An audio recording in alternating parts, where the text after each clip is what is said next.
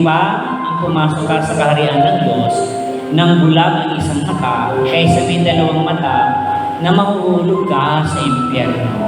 Do'y hindi mamamatay ang mga uod na kumakain sa kanila at hindi mamamatay ang apoy.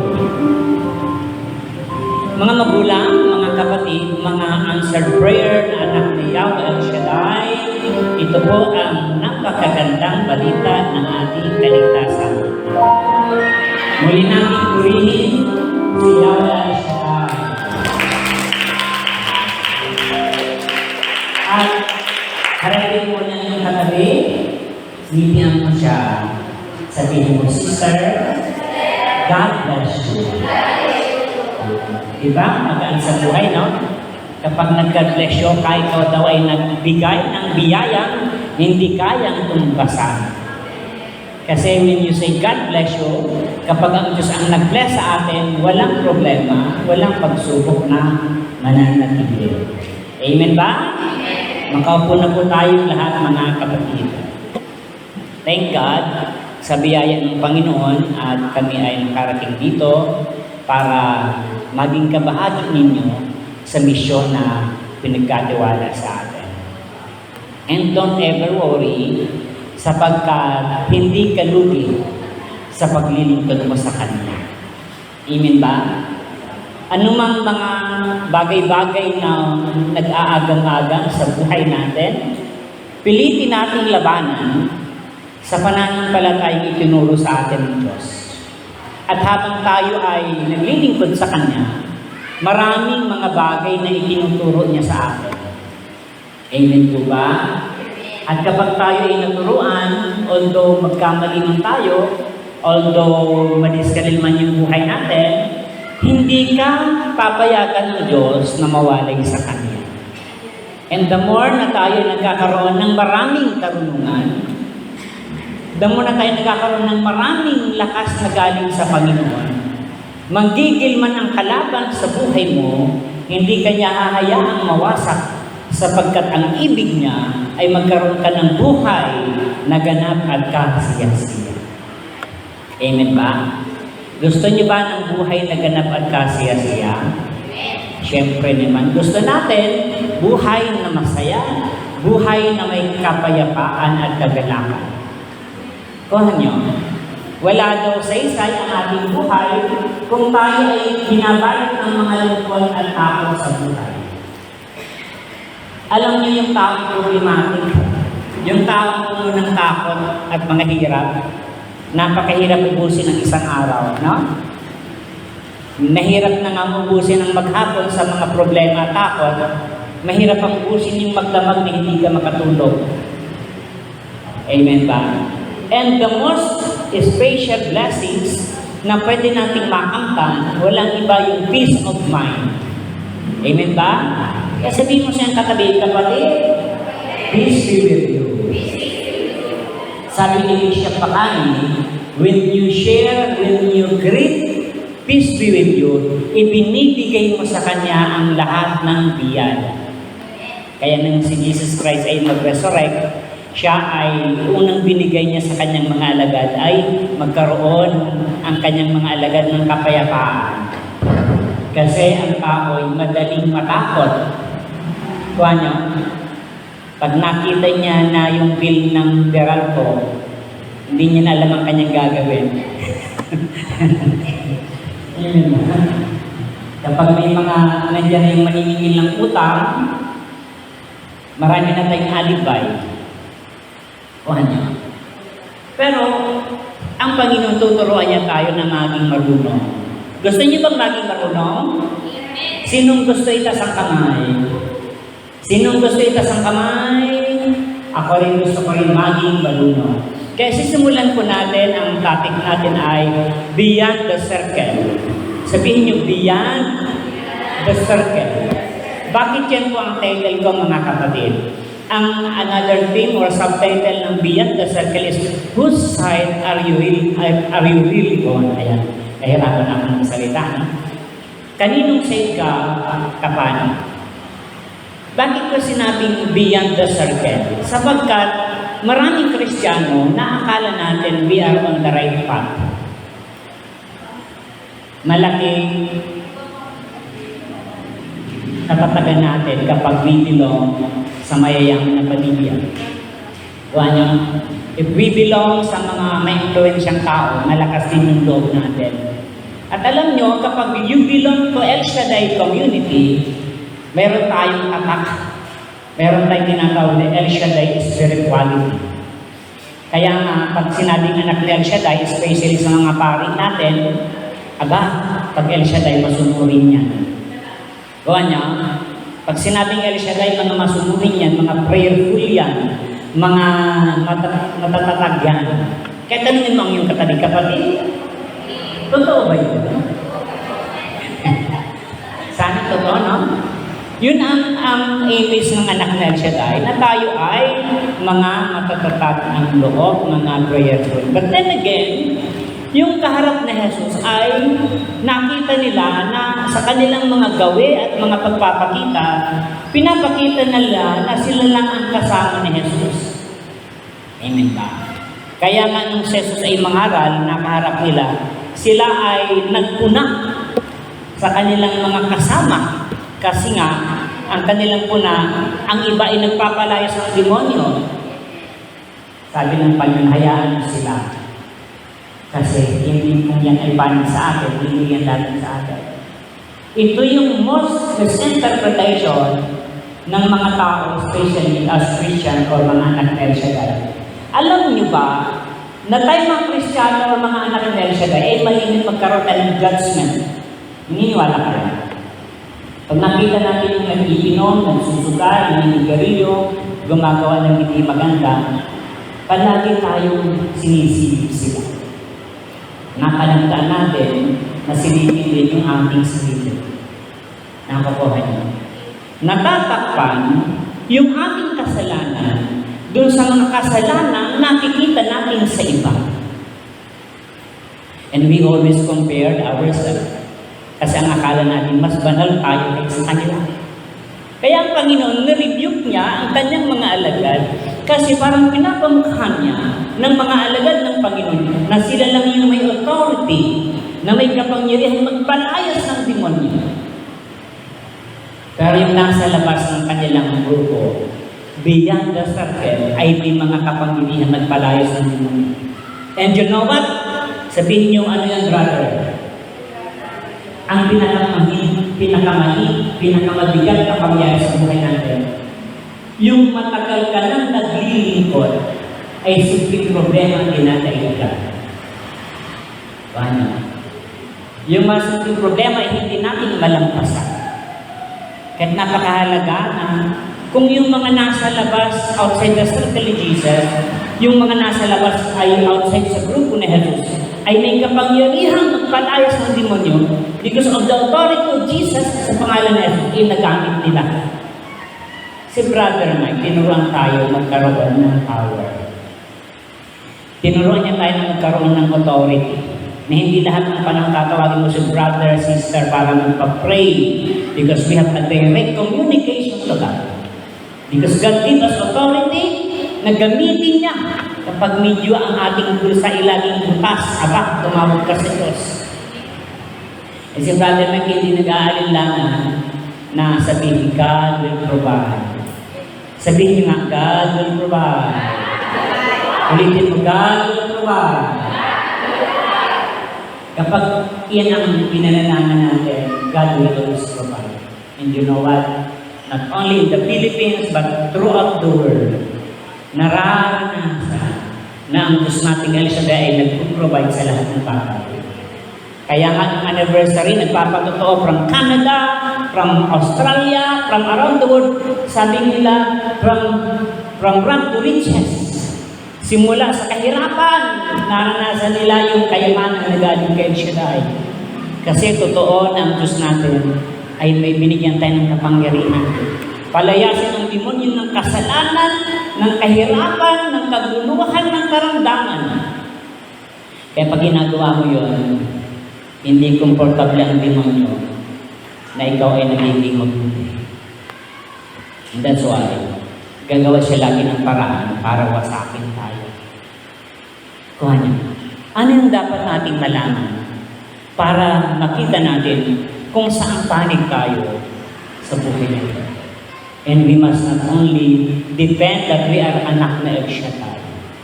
Huwag kang makontento na, prayer partner ako.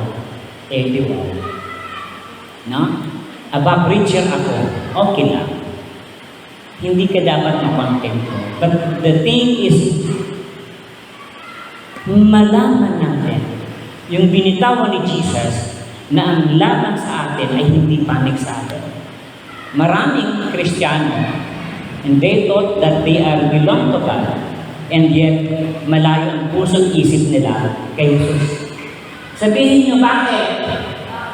Kasi ang kanilang focus ay sa kanilang mga kanilang.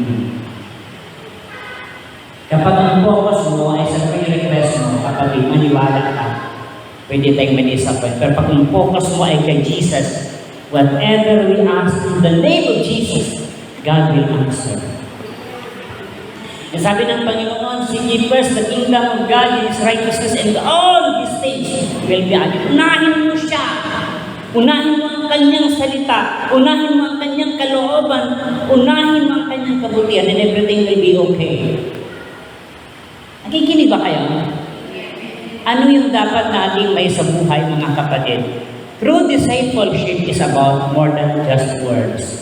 Ang tunay daw na pagiging alagad o disipulo ay lampas doon sa mga salita. Nakikinig ba kayo? Kaya ibig sabihin, if it is more than just word, may gustong makita ang Panginoon sa ating paglilingkod. May gustong makita ang Diyos sa buhay natin sa ating paglilingkod sa Kanya. Because when we believe in Him, hindi ka lang nagsasabing, mayaman ako, malakas na ako, magaling na ako. Hindi dapat doon nasa surface lang ng buhay mo. It must be within yourself na kumbinsido ka, na kahit may problema ka, na kahit may karamdaman ka, di ka nagtawad. Bakit? Kakampi mo si Yahweh El Shaddai. Amen ba? Tanungin mo ang kapatid? Alam mo ba yun? Kakampi mo si El Shaddai. Pero alam niyo minsan, akala natin, kakampi natin si El Shaddai. Pero minsan, ang manasa palibot natin, hindi natin kakampi. Amen. May share ko lang, sa buhay mag-asawa, sa buhay pamilya, there is always conflict, no? May mga problema sa relationship, sa mga pagsasamahan. And it is inevitable, nagkakaroon ng mga trials. Sa aming mag-asawa, hindi ko may pagkakait. There are many trials in our relationship. Muntik-muntik na kami maghiwalay, maraming beses. But truly na hindi kami bitawan ng Diyos. And you know what ang masakit? Hindi yung away namin mag-asawa. Alam niyo kung anong masakit? Sabihin niyo ano, brother? Yung mga taong hinihintay kang bumagsak. Masakit na nga yung magka-problema kami. Pero yung mga taong hindi natutuwa na iniligtas ka ng Diyos, sabihin niyo. Nakikinig kayo. May taong lumapit sa akin, Brother Chito, kumusta ang problema niyong mag-asawa? Sabi ko, okay na kami. Yung totoo. Sabi ko, kung mag-alala, pinatawad na ako ng asawa ko, pero ikaw di ka pa nagpapatawad. Okay man. Maybe ang iba-apply sa kanong issue, but huwag nyo nag-isipin. But hindi ko inililigtas ang aking sarili. Ang nakakalungkot, alam niyo kung ano? Yung sinisikap mong maming mabuti sa harapan ng Diyos, inuhugot ka naman papunta sa kanyang kapangyarihan. And you know what? Sometimes tayo ang mga accessory ng kalaban. Amen ba? Kaya't maganda na ma-prove natin sa Panginoon that we are best before Him. Kaya hindi tayo dapat pag-agipin sa kalaban. Kapag inagaw ka minsan, bumangon ka uli, magsumikap ka uli, tumibay ka uli. Nagka-problema ako sa pag-preach, alam niyo kung ano? Sabihin niyo ano? Mga marites sila kayo, no? Nang magka-problema ako sa aking paglilingkod, may taong nagtatrabaho na gusto akong alisin sa paglilingkod. Sabi niya, brother, kawawa mo naman. Sabi ko, tigilan mo na ako yan. Gusto mga matanggal ko eh. Nagalit ko talaga ako. Pero sa totoo lang, yung worst ng relationship namin ng asawa, yung pinatotoo niya na nabangga kami, kinamagahan gusto na kanya maghiwalay. Kasi ang plano sa pag-away namin dalawa, atin natin ito ha.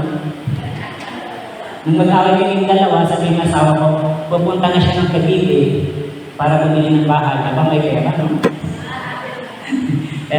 Truly that the circumstance is good. Kasi kapag ang Diyos ang totoo yung sinasabi kong pinapanindigan ko lagi.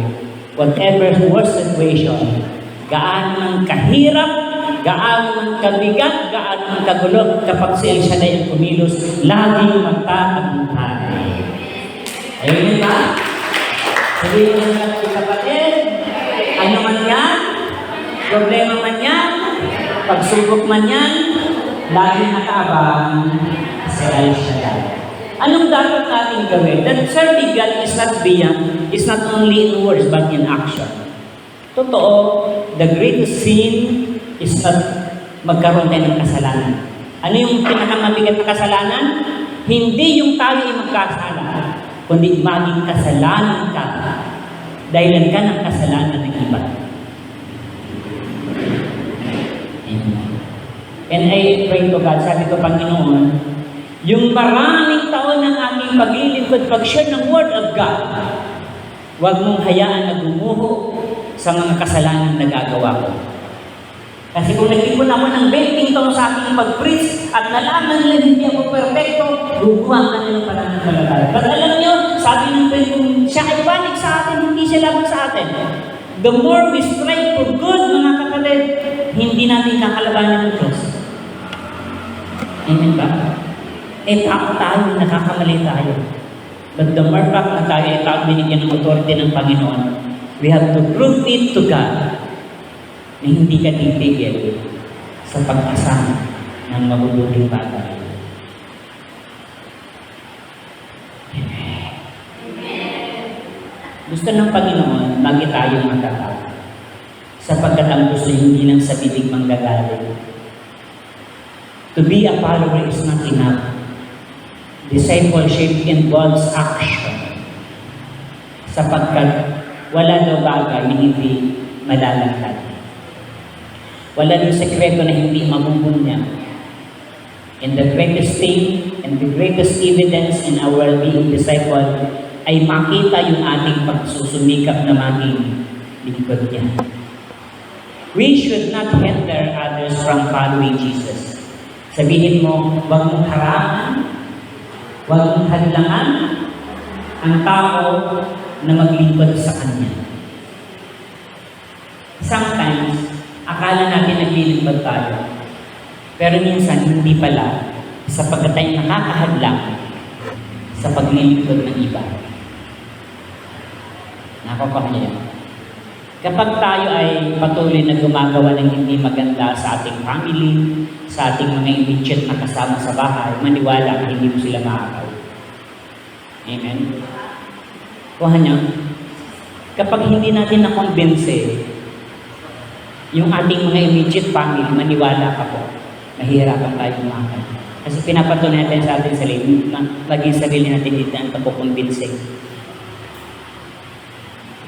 Sabi ko, huwag kang ma-intimidate na nagkukulang ka. Sabi ko sa kanila, I'm not intimidated kung nagkamali ako. Patunayan mo lang na hindi ka na magkakamali ulit. Patunayan mo lang na mas banal ka sa akin. Kuha niya, kung natong nakatuloy lang, tuloy lang, para ma-prove mo sa kanila, nalingkod ka ni Yahweh. Amen ba? Nalingkod ka ng Panginoon. We should not hinder other from following Jesus. Kaya sabi ng Panginoon, mabuti pang putulin ang kamay. Kaya nung ma-accident ako, muntik na maputol yung aking kamay. Joke lang. Amen ba? Pero yun ay figurative, mga kapatid. Kasi yung body natin nagiging cause ng mga kasalanan. No? Yung mata natin nagiging cause ng mga kasalanan. Yung mga isip natin. Kaya nga, lagi kong naisasabi yung mga ganitong bagay. May mga taong mabait, may mga taong marunong makisama, pero halimaw ang loob. Nakikinig kayo? Bibligay yan, no? Mga kordero sa ating gubat. Magmukha kayong kordero sa gitna ng mga asong gubat. Sabi ng nabasa ko sa Facebook, pag mabait ka at prangka ka, at pag mabait ka pala, marami niyong kaibigan. Pero pag prangka ka, mag-iisa ka. Kasi ang gusto lagi ng tao, yung hindi sila nasasaktan, no? Yung hindi sila na aapakan. But may mga bagay na gustong turuan tayo ng Panginoon. Ang Panginoon, simple lang mag-rebuke. Eh sabi ng Panginoon, huwag mo silang harangan kung nakakapagpalay sila ng demonyo. Ibig sabihin, si Jesus ay kumbinsedo sa mga tao may kakayahan. Amen. Kaya, binibigyan tayo ng chance ng Panginoon na maging simbolo, maging example ng pagiging Christian. Alam niyo ba kung bakit dumami ang inis ng El Shaddai? Kasi sa orientation ni brother, nung magkaroon tayo ng anniversary sa Luneta, pag-alis ng mga tao, ang daming kandila sa Luneta. Nag-request sa Angel, sa management natin, na alisin yung kandila. Takbuhan yung mga preachers. Punta kami ng Luneta. Tanggal namin yung mga kandila. At dali na sabi naman sa palibot natin, kung ibang ministry wala na yan, papabayaan yan. Kaya naniniwala sila sa El Shaddai na mga masunodin. Yan ba? Naniniwala sila sa El Shaddai mga disiplinado. Kahit maraming naaangkay ang gawain ng Diyos. Kahit bilang individual, huwag kang mananga doon nakasama kay El Shaddai, kundi within yourself, within your personal na pagkataon, maramdaman nila na anak ka ni El Shaddai. Nadadamay tayo sa kabaitan ng iba, no? Kapag tayo ay masama, nadadamay din natin sila kasama natin. Kaya ang gusto ng Panginoon, it's not beyond the circle.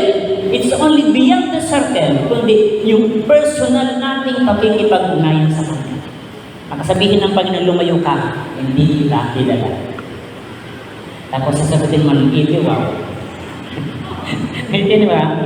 We must be willing to let go of what we think we control. Yung mga alagad ng Panginoon, gusto nila i-control yung iba. Alam niyo ba, na kapag sobrang galing ka na, maraming naiingit sa'yo. Kanya, kaya isang sa napakinggan kong leadership, don't overshine. Kasi pag sobrang galing ka na, sa grupo, sa community, pag-iingitan ka, maniwala.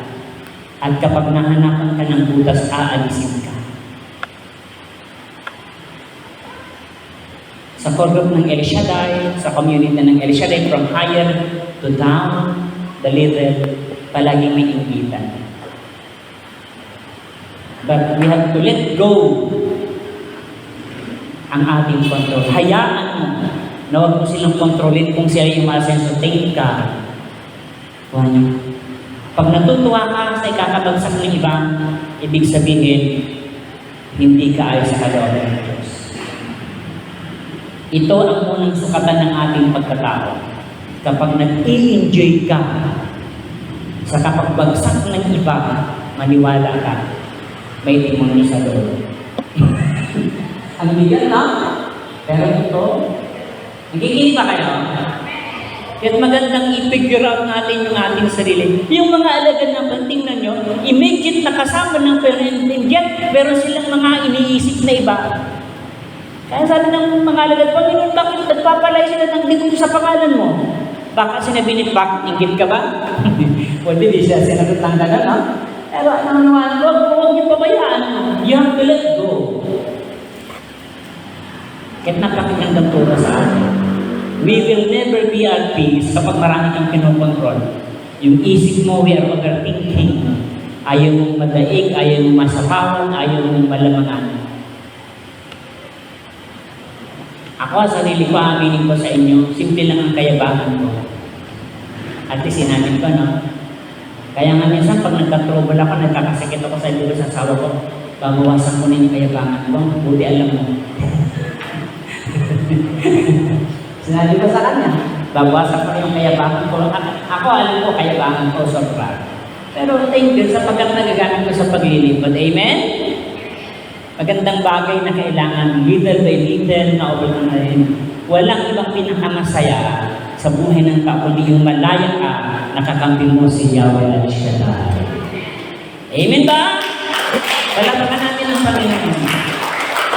Kapag hindi natin na-attain, kapag hindi natin na-met yung gusto niya, na nandito ka hindi lang para siksik-lig-lig, umaapaw, hindi yun. Kasi sa gospel nating binasa, hindi lang siksik-lig-lig, but God reminding us for a greater responsibility before others. Kapag binasa mo yung gospel na yung linggo, mabigat. Kasi may gusto siyang ipaalala sa akin na huwag namin dapat dalhin sa araw-araw ng buhay natin. Amen. Maganda na asikasuhin natin ang ating sarili sa harapan ng Panginoon. Kaya ang Panginoon kumikilos siya sa mga taong nagtitiwala at ginagamit ang kapangyarihan na binigay ng Diyos sa atin.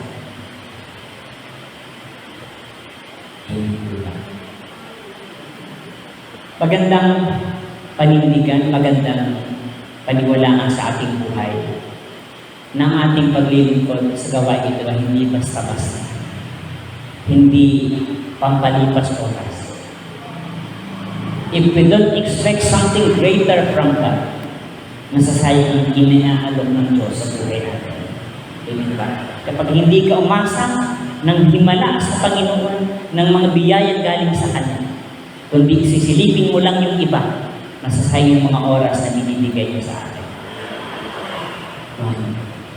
Kung titingnan po natin, kung ilang buwan ka nang naglingkod and we have to refresh, to reflect sa buhay natin, ano ba yung mga bagay na ginagawa ng Diyos? Ano ba yung mga bagay na nakikita natin sa ating sarili na dapat nating ilaksan? At ang ibig ng Panginoon sa buhay natin, itong mga kapatid ko sa Diyos, ay magtrabaho, mag-activate yung kanyang kapangyarihan sa buhay natin. Kaya nga, hindi naman nanguuto ang punong lingkod Hindi siya nangbubola sa ating lahat. Sa ating paglapit sa Panginoon, everything will be possible kapag tayo ay may pananampalataya sa Kanya. Kaya may mga sakit, yung may mga problema, pagagalingin ni Yahweh Al-Shaddai. Amen ba? Itaas ang kanyang kamay. Sabihin nyo, dakilang Yahweh Al-Shaddai. Naniniwala kami ng kapangyarihan mo ay para sa lahat. Kung yung mga alagad ay nakita nila ng mga hindi sumusunod sa iyo, ay nagkaroon ng kapangyarihan na magpalayas ng demonyo. Kami pa kaya ang walang kapangyarihan na gamitin ang authority na bigay mo. Kaya sa oras na ito, dalangin po namin ang lahat ng karamdaman ay aming iminawaksi, aming pinapalayas sa aming pagkatao, sa isip, sa puso, sa emotional, sa dugo, sa buto, sa laman, sa lahat ng nerve namin. We claim in Jesus' name that all the evil works in our life, niririnig namin sa oras na ito na walang kapangyarihan sa buhay namin. Pagpalain mo kami sa aming mga hanap buhay, sa aming pangangailangan, financially, materially, and spiritually, Panginoon. Dalangin po namin na makita sa amin ang iyong mukha, ang iyong biyaya ng sagalang Panginoon. Hindi kayo maging sakit ng kasalanan ng iba. Dalangin po namin, higit sa lahat, na unang makita ang biyaya mo sa aming pagkatao mula ngayon at magpakailanman. Amen and amen. Sa ngalan naman, magandang gabi po sa inyong lahat para natin si Yahweh Al-Shaddai.